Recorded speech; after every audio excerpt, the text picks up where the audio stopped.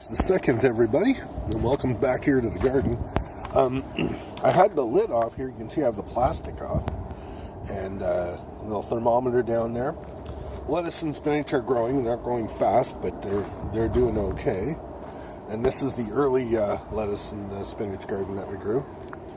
And it's -3 last night, and I had to cover this. I mean, the lettuce and the spinach will probably survive like -8, -10, but really, I don't want to set it back any further than it already is. I'm hoping for lettuce and spinach for April.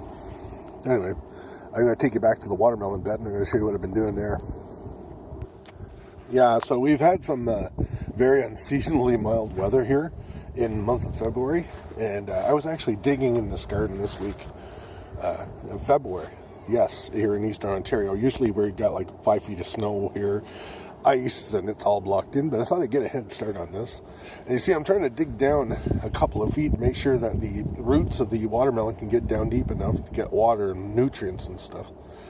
But anyway, that's the size of the bed. It looks like it's going to be a 12-foot by 9-foot bed, guys. It's going to be raised. I'm going to have landscape fabric on it, and I'll probably put weeping hose underneath it to water it. So that's my plan. And that composter is going to be gone. We're going to move it.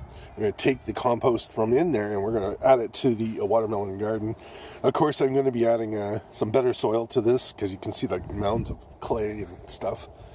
Not bad clay, but you know, there's chunks of heavier rocks and stuff in there are going to come out. And I'm going to add some peat.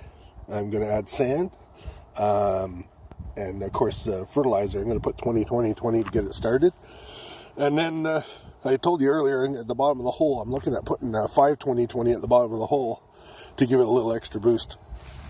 Now, I'm using these cinder blocks here as some of my base. I think I may make this an entire cinder block garden. And the diameter is going to be 12 by 9, guys. So we're looking at 100 and some square feet. All right. Hang on a sec.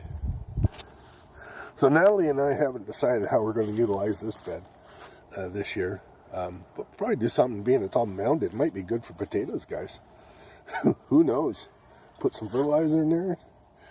There's the star moonbeam. Hello, moon. So I'm going to wrap this video up, guys. I'm going to say thank you for stopping by, and thank you for subscribing to the channel. I hope I'm entertaining enough to catch your interest on some things. But my main focus this year, I'm going to keep it mainly on that watermelon bed. And of course, I'm going to grow potatoes and carrots in containers, because, hey, that's just fun, right? So until we see you guys again, I want to thank you very much for subscribing again. And we'll see you soon in the garden, hopefully with warmer weather. That's our little update. A little break from the winter. Take care, everyone. Rob out.